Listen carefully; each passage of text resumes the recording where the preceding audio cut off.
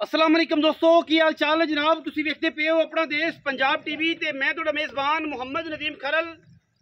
सब तो पहले अपने चैनल नू करना है सबसक्राइब ते बैल आइकन ते क्लिक करना है एक अच्छी ते बेहतरीन वीडियो दा नोटिफिकेशन हमेशा की तरह वीरां भरावां ते सज्जनां नू मिलदा रहे। वीरां वास्ते जनाब जी एक कालियां मझां विच पंज कल्याण दूजन जनाब झोटी दी वीडियो असीं लैके हाज़र होए हैं। झोटी जनाब अख बिल्ली मणमण दी खाडी चिट्टी चारे पैर सफेद बाकी जनाब सजरी जनाब सूई खड़ी है। तकरीबन 10 तो 15 मिनट होए ने 20 मिनट होए ने एक घंटा हो गया वीरां दे सामने है। जोटी पूरी बरीक है पूरी नस्ली है पूरी खानदानी है। थन रुक रुक दा लग्या है माशाअल्लाह। पूछल बिल्कुल बरीक खुड्डा 1.5 फुट दा एक हड्डी टाका वीरां दे सामने चारे पैर सफेद ने और माशाअल्लाह सिर उत्तुजा की कुंड है इनू जाफरी सिंह भी कहते हैं। और पंज कल्याणे कालियां विच पंज कल्याणे पिछे कट्टी भी पंज कल्याणे और माशाअल्लाह सजरी सूई खड़ी है। छट्टा फारा दी हर किस्म की गारंटी है बल्कि हुण ते सूई खड़ी है। हुण ते डाउट ही कोई नहीं किसी किस्म का। जिंदा दिल करे और तसल्ली नाल जनाब मझ नूं वेख सकदा है और तसल्ली दे नाल मझ नूं आके पास कर सकदा है। बेऐब जानवर है किसी किस्म का कोई वादा घाटा नहीं। अल्लाह के फजलो करम नाल पूरी बरीक है पूरी डांगर ने और पूरी नीली दी है। पिछे जनाब कट्टी है हुणे सोई है मैंने जे जेर पानी है।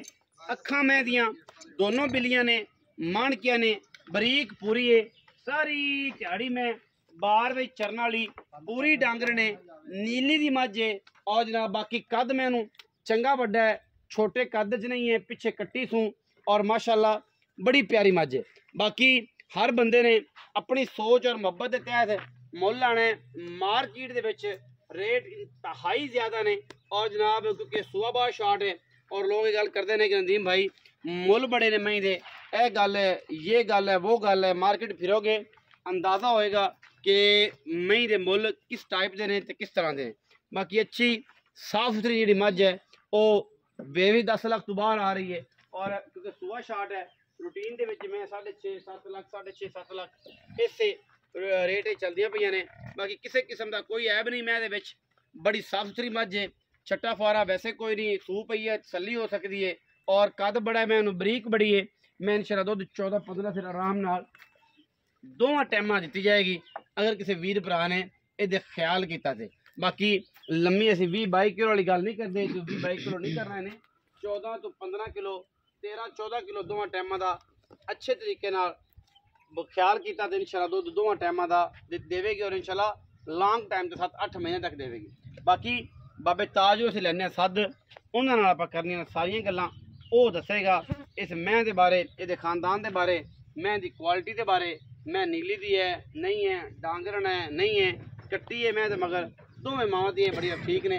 बाकी बाबा ताज सारी गल दसेगा। अस्सलाम वालेकुम जी। वालेकुम अस्सलाम। बाबा जी की हाल चाल सेहत तबीयत ठीक है। बाबा ताज गुजर ठीक है जी। बाबा ताज गुजर ये डांगरन जी मझ लियांदी बरीक नीली दी ते किनवा सूआ है दूसरा सूआ कदों सूई हुण सूई आधा घंटा सूई नूं आधा घंटा हो गया। थन थुन साफ किते ने धारा मारियां को थोड़ा बच्चे नूं तसल्ली है ओके जी रिपोर्ट है। किन्ने पैसे ने ਇਹਦਾ ਜੀ 6,95,000 रुपये पक्की गल करदे यार 6,80,000 रुपये 6,80,000 दी मज दे दोगे कोई वीर भरा फिर आए उन्हें भी लाड़ प्यार ਉਹ ਕਰ ਲਾਂਗੇ ਵਾਪਸ वो हो जाएगा 6,80,000 रुपया जी। जेड़े वीर नूं समझ आए वो रब्ता कर ले ना समझ आए ते साइयां दा माल साइयां दे घरे खड़ा है ते वीरां दे पैसे जेड़े ने वो वीरां दे घर ने। मैं नूं चुआ तां जमाने विच एडा कोई नहीं जेड़ा बाबा ताज किल कड्डी जांदा तुहाडे सामने अगे भी कड्डे ने दारा मार के विखा रहा माशाअल्लाह। डांग डांग जेड़ा चुआ डांग डांग जेड़ा सारे थना चो माशाअल्लाह गुठे गुठे जिन्ना चुआ है। बाकी 6,80,000 रुपया मुल है। वीडियो अच्छी लगे वीडियो लाइक करना है शेयर करना है कमेंट करना है और अपनी राय नाल सानू जरूर आगाह करना है। पाकिस्तान जिंदाबाद पाक आर्मी हमेशा जिंदाबाद।